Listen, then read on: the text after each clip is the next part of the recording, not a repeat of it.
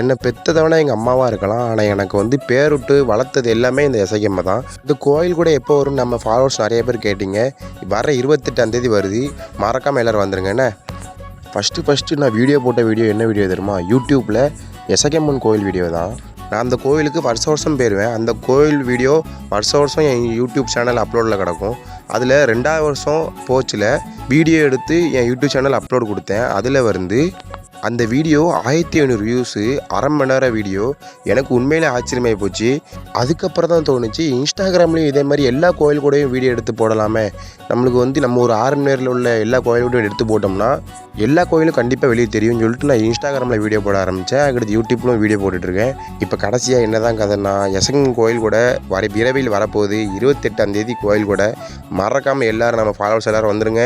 கோயில் கூடையை பார்ப்போம், கறி சாப்பாட்டை சாப்பிடுவோம், வீட்டுக்கு போவோம், தொங்க விடுவோம்.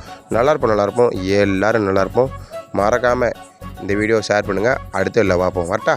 பாய்.